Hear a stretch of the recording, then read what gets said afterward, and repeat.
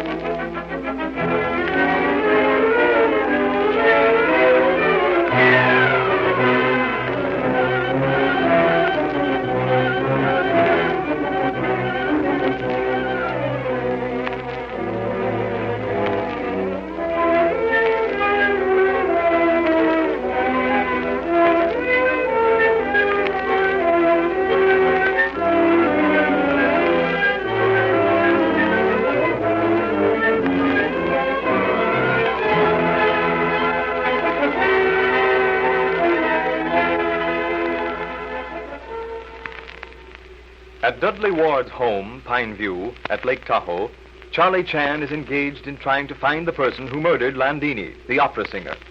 Suspicion points with equal force to Ward, Romano, Swan, and Ryder, all at one time or another married to Landini. Leslie Beaton, too, falls under suspicion because of her intense dislike of Landini, who had been engaged to Hugh Beaton.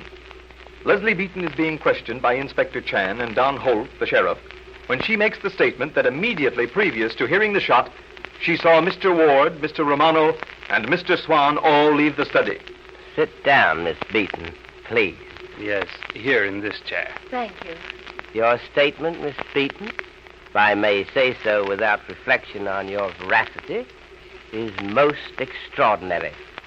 You say that immediately previous to firing of shot, you saw Mr. Ward, Mr. Romano, and Dr. Swan all leave study. That's correct, Inspector Chan. Then, if you remember, in what order? Who was first? Oh, please, Inspector. Must I answer these questions? So sorry, but we, Sheriff and I, must insist. Half a minute, Inspector. Tell me, Miss Beaton, what's the trouble? I know you're upset. That's natural. But now you look frightened. Don't you think so, Chan? Indeed, I do. If little lady feels like confiding in us, I'm sure that what she says will be held in confidence. Always provided it does not materially alter case. You're right. I am afraid. Dreadfully afraid. Of what, dear lady? Afraid of what? You ask me that. Here we are, living in this gloomy house, virtually locked up. Until a few minutes ago, a body lying in this very room. Somewhere in this same house, a murderer. One of us. A killer who killed for no reason that you've been able to discover. But, my dear, Leslie, Miss Beaton, you really don't want to feel this way. I can't help it. I can't rest. I was in the next room, remember that. And the murderer, whoever he is, knows that. I must have seen the murderer leave. And the murderer knows that, too. You, both of you, have me here questioning me. The murderer knows that. If he thinks for a moment that I've disclosed anything that will lead to his discovery, do you think that he'll spare me? No, he won't. He'll kill me as he killed Landini. And you both know it. So sorry, Miss Beaton, that you should have endured this mental anguish. Must plead guilty to not having thought of your extremely dangerous position. I fear that you have justification for your alarm. You're doggone right she has, Inspector. The fellow who killed Landini won't draw the line at killing anyone who is likely to know too much. And don't forget, my scarf in the dead woman's hands, my brooch beside her body. I don't want to be unjust, but I can't help but feel that someone put them there to implicate me. You have every justification for these thoughts, Miss Beaton. Will you listen to suggestion from me, proffered in all humility? Certainly, Mr. Chan. It is no false truth to say that solitude is good for the soul. Placidity is offspring of solitude, and I humbly suggest that you retire to your own rooms, perhaps to read. I have some books, and they are yours, and you are welcome. You Both of you are so kind. Even policeman underneath gold badge has heart which beats. Do as I suggest. Sheriff will gladly accompany you to your room while I question Ah Sing, who is listening outside door. What's that? Yes, Ah Sing. Send him in, please, while you take little lady to room. Thank you, Mr. Chan, for being so understanding. That, Miss Beaton, is my pleasure. Well, Ah Sing, what were you doing? Maybe minding my own business. Listen to me. This is murder case. You answer question number 1 time, or sheriff lock you in big jail. Danny Horty, him lock me up. Him all the same a little boy. Little boy represent law. You understand? Tangi assassin da. This is very serious, I think. You understand? You last person to see Madame Landini alive? No, me understand. No can help. Sing, you are holding something back. Not telling all you know. Oh, you're all the same crazy. Me tell you everything. Sing. Uh-huh. I want you to see these 2 cigarette boxes. The one... me look and see. They've been changed. Lids are on proper boxes. Sure. Me change it. Me find them. You were told to leave things as they were. Oh, I suppose you no like it, me change it back. No, Sing. There's no need now. That is all. Please send Mr. Ryder to see me. And, Sheriff, if you will be so kind. Yeah. So, Ah Sing, he changed lids on box. What is matter that I cannot grasp? What is that something which my friend Inspector Duff of Scotland Yard would call essential clue? Where is missing link? What is meaning of pink scarf in dead woman's hand?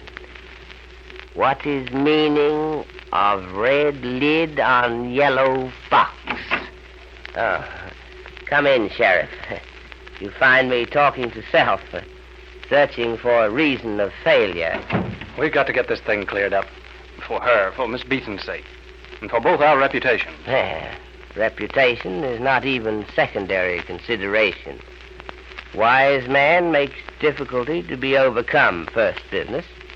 Success is only following consideration. Did you meet Ah Sing? No, why? Observe, if you please, cigarette boxes. Lid's back on the proper boxes. Yes. Ah Sing blandly admits he made change. And for what reason? I did not press for answer. It would be useless to question Ah Sing in present mood. Ah Sing is lying. Alas, too many people besides murder are lying. You mean someone is trying to cover up? Trying to help the murderer? Impossible at present moment to say. Possibly that someone thinks someone else murderer. I get you. Young Beaton thinking his sister did it. Leslie, Miss Beaton thinking her brother did it. Swan trying to throw the blame on Miss Beaton. And then Cecile hating Landini because she was making up to her husband. Cecile has as good a motive as any of the others. That, my dear Sheriff, we do not know. We are only guessing, which, as I said, is expensive habit. So far, nothing connects Cecile with murder, and yet, as you say, she is possible selection. Note, if you please, peculiar situation. Perhaps not peculiar to you, but to me. Up to this moment, unheard of, 5 people not accounted for time of murder, and of 5, no one offers alibi. By the way, we didn't ask Miss Beaton about the order in which we saw Ward, Romano, and Swan leave the study. It is immaterial at this moment. So far, we have failed to approach any more closely murderer. Yes, I agree. But person who fired misleading shot, what of him or her? I see what you mean. The person who fired that second shot is also the murderer. Either the murderer or the accomplice. Accomplice? I hadn't thought of that. I am thinking of saying that secret shared by two people is no longer secret. Perhaps while we may face the possibility of matching our minds against two brains instead of one, we also have on our side greater opportunity to observe differences in stories. Be pleased to come in. Oh, Mr. Ryder. Yes, Chan. Another inquisition, I suppose. Inquisition is a very harsh word, Mr. Ryder. No more harsh than your high-handed treatment in keeping us here. Me, for instance. You were with me when the shot was heard. I couldn't possibly be guilty. Quite so, Mr. Ryder. And being so certain that blame cannot attach itself to you, why do you continue in disagreeable manner to refuse to benefit us with your assistance? I'm no stool pigeon.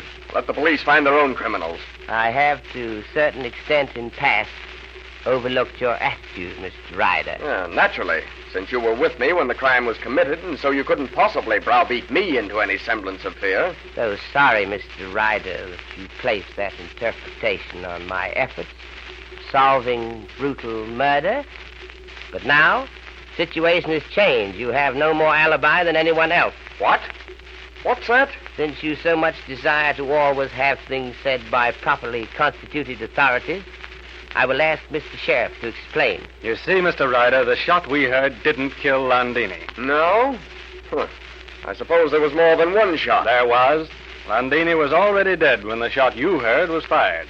She was killed possibly 4 minutes before you heard the shot. And she was killed very probably standing on balcony outside window. You were looking out other window at time of approach of aeroplane, noise of which covered up shot. Who did you see? I refuse to say. But you admit that you saw someone? I admit nothing. Mr. Ryder, if you persist in this attitude, I'm sorry, but I'll have to arrest you. Very well. If you will have it, you will. I saw... Yes, Mr. Ryder. We are waiting. I saw Miss Beaton. Again, suspicion is directed against pretty Leslie Beaton. But from the look on Don Holt's face, we gather that he believes that it is only Ryder's effort to divert suspicion from himself.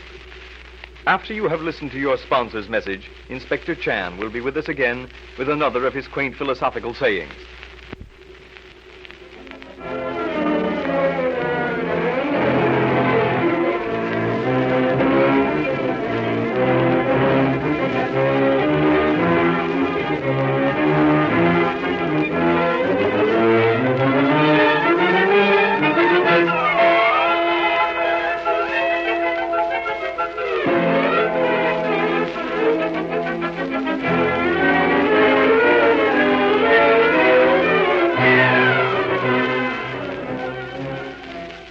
Mr. Chan, you said something about success being only secondary to the difficulty to be overcome.